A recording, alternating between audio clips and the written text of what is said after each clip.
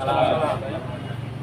Bang Aka izin, Mas Roy, Bang Samsir, sahabat-sahabat yang lain, ada Bang Azam juga di belakang, ada teman seperjuangan kita juga Bang Rustam Effendi, ada aliansi rakyat menggugat, kekuatan emak-emak ya yang selalu membersamai kami gitu. Mungkin ya yang dikomandani oleh Mbak Menu. Ya, saya Mas Roy ingin dua hal aja ya. Yang pertama terkait dengan kelanjutan dari perkara pidana ini. Kami selalu mengkritisi penegakan hukum yang cacat formil. Lagi-lagi kami ingin katakan bahwa ini perkara-perkara besar, atensi publik dan atensi dunia internasional. Bagaimana penyidik Polda Metro Jaya bisa melakukan pelanggaran-pelanggaran hukum terhadap KUHP yang itu adalah pondasi di dalam menyelenggarakan suatu sistem peradilan pidana, tetapi pada tahap penyidikan ini banyak sekali kami lihat ada kecacatan-kecacatan hukum yang dilakukan oleh Polda Metro Jaya. Salah satu kecacatan yang paling krusial yang kami lihat hari ini adalah pada tanggal 17 April, Dirkrimu menyatakan bahwa berkas perkara sudah dilimpahkan ke kejaksaan. Itu resmi yang disampaikan oleh Dirkrimu. Sampai hari ini, ya kurang lebih sudah 2 minggu lebih ya Mas Roy ya. Dari 17 April. Ya, oke. Sampai hari ini, kejaksaan belum menyatakan sikap apapun terhadap berkas perkara tersebut. Padahal, berdasarkan KUHP dan berdasarkan pedoman dari internal kejaksaan, penyidik setelah melimpahkan berkas P19 yang dilengkapi itu, maka paling lambat 7 hari sejak kejaksaan menerima berkas perkara P19 yang dilengkapi itu, maka kejaksaan sudah harus menyatakan sikap. Dan itu mereka lakukan pada saat pengiriman berkas pertama kali, ya, yaitu tanggal 13 Januari, kemudian 7 hari berikutnya, yaitu pada tanggal 20 Januari, kejaksaan menyatakan sikap bahwa berkasnya tidak lengkap atau di P19. Kemudian pada tanggal 26, hari yang ke-13, karena tenggang waktunya hanya 14 hari, kejaksaan mengembalikan P19. Jadi pada hari ke-7 P18, pada hari ke-13 P19.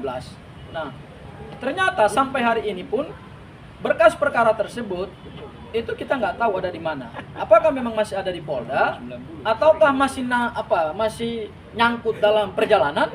Ya, kita nggak tahu ini ngirimnya pakai Tiki, pakai JNE, atau pakai Grab, atau pakai apa gitu. Ini kan sudah apakah pakai kurir, apakah pakai kantor pos, atau jangan-jangan dikirim dari Indonesia ke Singapura dulu, kemudian ke negara mana baru kembali lagi ke Indonesia gitu. Ini sudah 2 minggu lebih. Nyangkut di Selat Hormuz. Bisa jadi, ya, berkasnya nyangkut di Selat Hormuz. Artinya yang ingin kami katakan bahwa berdasarkan hukum acara yang sudah rigid, yang dianut oleh sistem peradilan pidana kita, seharusnya berkas perkara ini sudah dinyatakan gugur secara administrasi hukum. Gugur secara administrasi hukum. Kami tidak pernah meminta-minta perkara ini dihentikan dengan dasar meminta maaf, nggak pernah. Ya, tidak pernah. Kami tidak pernah meminta SP3 dengan dasar apapun. Ya, enggak. Yang kami minta adalah penegakan hukum yang fair, penegakan hukum yang adil, penegakan hukum yang sesuai dengan prosedur hukum. Oleh karena itu, saya ingin tanggapi sedikit Mas Roy. Ini lagi-lagi kubu Pak Jokowi selalu menyebarkan narasi-narasi yang tidak sesuai dengan aturan perundang-undangan yang berlaku. Tadi malam bersama Mas Roy di salah satu TV swasta, saya tidak perlu sebutkan acaranya, ada pengacara Pak Jokowi mengatakan bahwa melampaui batas waktu 14 hari itu hal biasa, praktek lama. Justru inilah yang harus kita lawan. Praktek-praktek yang melanggar hukum, praktek-praktek yang tidak sesuai dengan aturan hukum formil, itu tidak boleh dibenarkan. Apalagi perkara sekelas mantan presiden. Kalau di masa lalu ada praktek-praktek melampaui batas waktu 14 hari, itu karena apa? Biasanya karena perkara-perkara yang bukan atensi publik. Biasanya perkara orang-orang kecil yang tidak paham hukum, tidak didampingi oleh lawyer, sehingga mereka tidak punya akses ke aparat penegak hukum dan mereka tidak bisa melakukan check and balance terhadap aparat penegak hukum tersebut, sehingga praktek-praktek itu dianggap hal yang lumrah dan hal yang biasa. Ini konyol. Ya, ini kalau kata Mas Roy, konyol ya.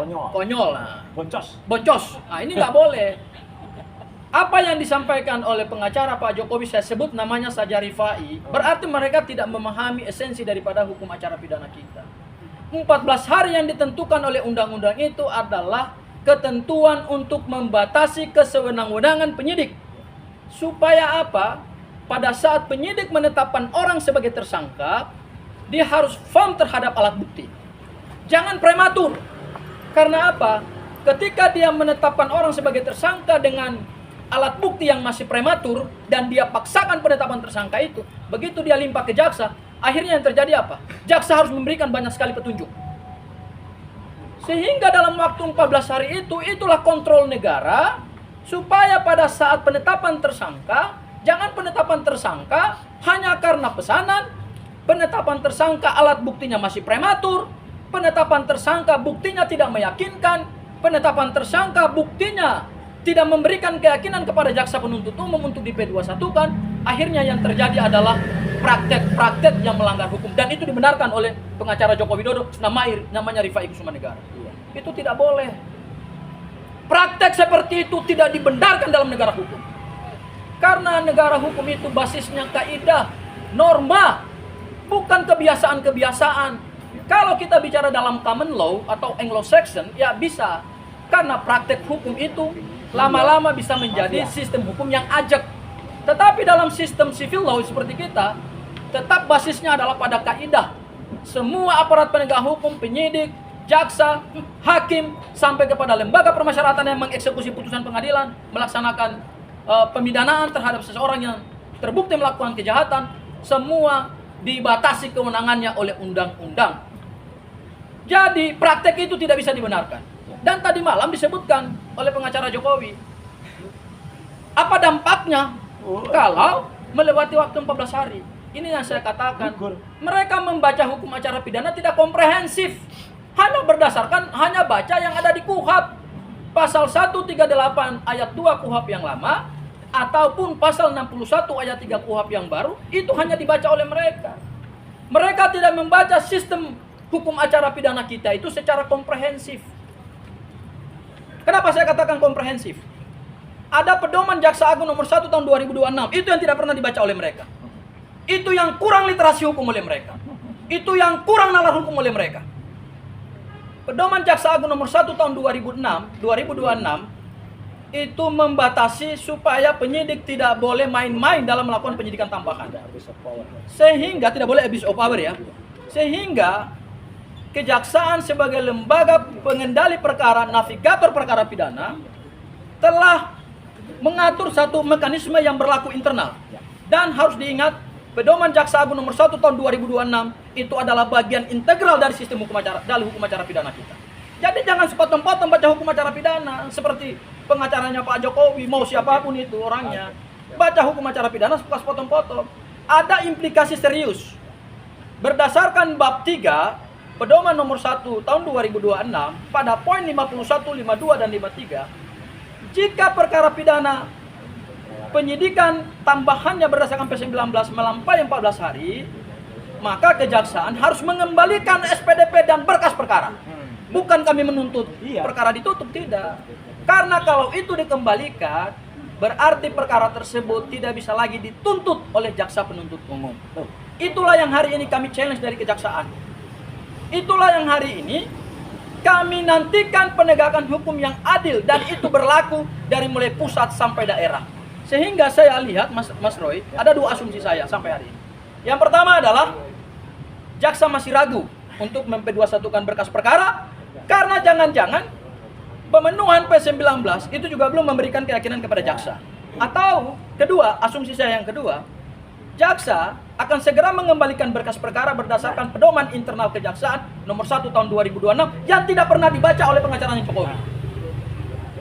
Yang tidak pernah dibaca oleh Rifai Kusuma Negara, oleh Firmanto. Ya. Literasi hukum mereka itu hanya baca KUHP. Tidak membaca hukum acara pidana secara keseluruhan dan secara komprehensif. Jangan-jangan memang kejaksaan tidak memp21kan perkara ini karena buktinya masih kurang lengkap. Kemudian yang kedua, asumsinya jangan-jangan memang mereka menyiapkan langkah untuk mengembalikan berkas perkara ini ke penyidik Polda Metro Jaya.